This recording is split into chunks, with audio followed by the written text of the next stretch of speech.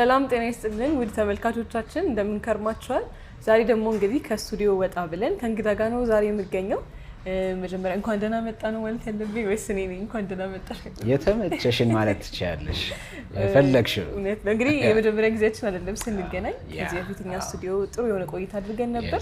ግን ለተመልካቾቻችን ድጋሜ ለማስታወስ ያክል ራስህን አስተዋውቅልንና። እሺ ቴንክ ዩ ሄቨን በጣም መርካቶ ቲቪም ከእንደገና አክብራችሁ ስለጠራችሁኝ መላውን ቲም ቴንክ ዩ ማለት ፈልጋለሁ።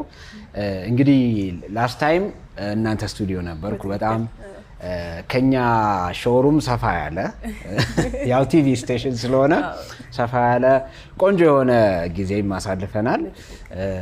አሁን ደግሞ እኛ አንዱ ሾሩማችን ውስጥ ያለንን እቃ ልናሳይ ለእናንተ ለውድ ደንበኞቻቸውና ደንበኞቻችን በሚለው ይጠቃልላል ያሉንን ነገሮች ልናሳይ መተናል። እንግዲህ አብራችሁን ቆዩ።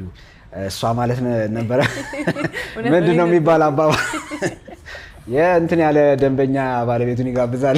እንደዚህ አብራችሁን ቆዩ ብያለሁ። ያንቺን እንትን ቀማዎች ትንሽው በርግጥ ጥሩ ነው። ያው ለተመልካቾቻችን ሁሉ ጊዜ እንላለን ፕሮግራም ከማስተላለፍ ባለፈ ጥሩ ኢንፎርሜሽን እየሰጠናቸው ደግሞ በጭውውት መልክ የተለያዩ ነገሮችን እየዳሰስን የምንቆይበት ታይም ነው የሚሆነው። ዛሬ መቼም እንግዲህ በላፕቶፖች ፕሪንተሮች ብፌ ነው ያለ ተከበናል እና በጣም ደስ የሚል ነው። እንግዲህ ጥሩ ቆይታ ደግሞ እናደርጋለን።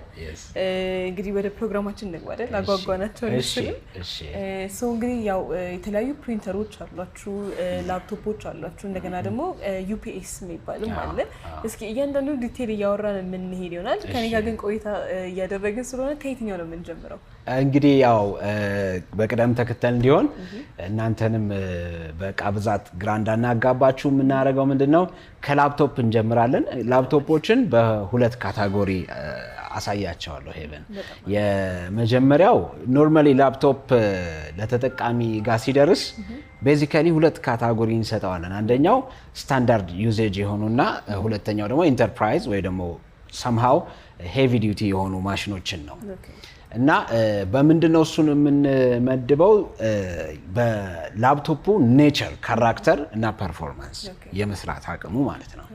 ስለዚህ ስታንዳርድ የምንላቸው ማንኛውም ሰው ከተማሪ ጀምሮ ቢዝነስ ላይ ያለ፣ ሕክምና ላይ ያለ፣ ህግ፣ ሂሳብ ስራ እነዚህ ቴክስት ፕሮሰስ የሚያደርጉ ላፕቶፖችን በሙሉ ጀነራሊ ስታንዳርድ ወይም ጀነራል ላፕቶፕ እንላቸዋለን። እነዚህ ቀለል ያሉ ማንኛውም ተጠቃሚ ሊጠቀምባቸው የሚችሉ ናቸው። ሁለተኛው ደግሞ ካታጎሪ ኢንተርፕራይዝ ወይም ኢንዱስትሪያል ማሽኖች አሉ። እነዚህ ደግሞ ለግራፊክስ፣ ለቪዲዮ ኤዲቲንግ፣ አርኪቴክቸራል ስራ ከበድ ያሉ ግራፊክስ አሁን ዚስ ዴይስ ደግሞ ማሽን ለርኒንግ የሚባል ኤአይ ፓወርድ የሆኑ የሚፈልጉ አሉ።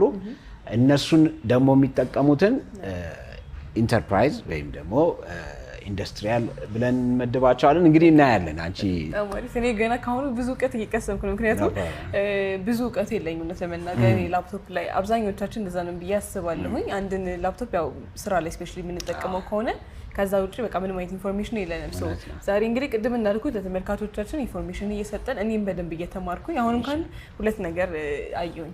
ምንድነው ስታንዳርድ ላፕቶፕ እና ከዛም በኋላ ደግሞ ኢንተርፕራይዝ ከሆኑ ያው ስታንዳርድ ሲሆን ዴይሊ የምንጠቀማቸው ተማሪዎች የሚጠቀሙበት መስሪያ ቤት ውስጥ የምንጠቀሙባቸው፣ ከዛ ደግሞ ያለፈው ኢንተርፕራይዝ ወይም ኢንዱስትሪያል የሆኑ ሄቪ ዲዩቲ የሆኑ ማሽኖች። ስፔሻሊ አሁን ደግሞ በጣም ግራፊክስ ዲዛይን በደንብ ሀገራችን ውስጥ እየገባ ያለበት ታይም ይመስለኛል እና እንደዛ ደግሞ ሙያ ላይ ላሉት ደግሞ ሊጠቅማቸው የሚችል የላፕቶፕ አይነቶች ነው። እንግዲህ ተመልካቾቻችን እነዚህ ሁሉ ላፕቶፖች ማግኘት ትችላላችሁ። ከእናንተ የሚጠበቀው እየደወላችሁ ማዘዝ ነው ማለት ነው። እንግዲህ እስኪ አሁን ወዳላቸው እንምጣና በዝርዝር። እሺ እንግዲህ ዛሬ መጀመሪያ ማሳያችሁ እዚህ እኛ ጋር ያሉ እቃዎች የመጀመሪያው ግራፊክስ ካርድ ያለው አንድ ላፕቶፕ አሳያችኋለሁ። ምን ይባላል? ይሄንን ነው ማሳያችሁ። ራንደምሊ ነው እንግዲህ ፒክ አድርገን ምን ፋንክሽናሊቲ ያለው ምን ይሰራል የሚለውን በበርድ አይ ቪው ወፍ በረር እንትን እናደርጋለን። ይሄ ኤችፒ ከሚያመርታቸው ላፕቶፖች ቬክተስ የሚባል ሲሪስ ነው። እንግዲህ ኤችፒ የተለያዩ እንትኖች አሉት። አሁን ልክ እንደ ቤተሰብ ውስጥ ልጆች ሲወለዱ አበበ፣ ተሾመ፣ ተስፋዬ ምናምን ይባላል አይደለ? ኤችፒም እንደ ማዘር ካምፓኒ ለሚያመርታቸው ምርቶች የተለያየ ስም ያወጣል እና ይሄ ጌሚንግ ማሽኖች ላይ ቬክተስ የሚባል ሃይ ኤንድ የሆነ ቆንጆ የሆነ ላፕቶፕ ነው። እንግዲህ ይሄ ስፔሲፊኬሽኑን ብናየው ኮር i7 ነው 13ኛ ጀነሬሽን 13 ፕሮሰሰር ጀነሬሽን አለው። ልክ ጀነሬሽን ማለት አሁንም ወደ ቤተሰብ ማንኛውም እንግዲህ የሚከታተለን ሰው ቀለል ብሎት እንዲገባው ለምሳሌ አያት፣ ቅድመ አያት፣ ልጅ፣ የልጅ ልጅ እንደምንለው ጀነሬሽንም ኮምፒውተር ላይ አለ እና ይሄ 13ኛው ትውልድ ነው ማለት ነው በኤችፒ ሲሪስ። ስለዚህ 13ኛ ጀነሬሽን ነው። ራሙ 16 ጂቢ ነው። 1 ቴራባይት ኤስኤስዲ አለው። ኤስኤስዲ ስቶሬጅ ነው፣ ሶሊድ ስቴት ድራይቭ ማለት ነው። ስለዚህ ኤስኤስዲ 1 ቴራባይት አለው። ይሄ ለምን አገልግሎት ይውላል? ብዙ ጊዜ ቅድም አንቺም ስትዩ ነበረ ቪዲዮግራፊ፣ አሁን ግራፊክስ ዲዛይን በጣም ኒዱ ከፍ እያለ ጠያቂ እየበዛ ነው የመጣውና እንደዛ አይነት ፍላጎት ያላቸው ከዛም በተጨማሪ ደግሞ አርኪቴክቸራል ስራ፣ አሁን የዲዛይን ስራ፣ የህንፃ ግንባታ የሚሰሩ እነሱን መጠቀም ይችላሉ። ይሄን ይመስላል እንግዲህ ጥያቄ ካለሽ እንግዲህ ያው ጥሩነቱ ላይክ በዛው እያስረዳኝ ይልክ ስለሆነ ተመልካቾቻችን ትከፍያለሽ ማለት ነው። እውነት ነው። ይሄን የሚያክሉ ቀጥ በደቂቃ ቻርጅ እናደርጋለን። ለተመልካቾቻችን ግን በነፃ ነው። ለኔ ብቻ ነው የምከፍለው። እንግዲህ ይቅር በላት ካላችሁኝ ደግሞ ተዋል ቻርጅ አላደርጋለሁ። ተመልካቾቻችን ሲባል በጣም አሪፍ ነው። ያው እንግዲህ ቅድም እንዳልኩት ኢንፎርሜሽን በደንብ ሰው ሲያገኝ ደስ ይላል። እውቀቱ ኖሮትም ሲገዛ ደስ ይላልና አብዛኛው ጊዜ አይ ቲንክ እኛ ጋር አልተለመደም። ያው አንድ ነገር ስንፈልግ ኦኬ የሆነ ብራንዱን ብቻ አይተን እንገዛለን። ነገር ግን ያ ብራንድ ምን ያካትታል እንዳልኩ አሁን 13ኛው ጀነሬሽን ነው ሲባል ምን ለማለት ተፈልጎ ነው? አንድ ጥያቄ ያለኝ አሁን ኮር i7 ነው ይሄኛው አይደለ? ኮር i7 ምን ማለት ነው? አይ ቲንክ ኮር i5 የሚባል አለ፣ 7 የሚባል አለ እና ምንድነው ልዩነታቸው ለተመልካቾች ለኔም ደግሞ ግልጽ ነው? እሺ ቆንጆ ጥያቄ ነው።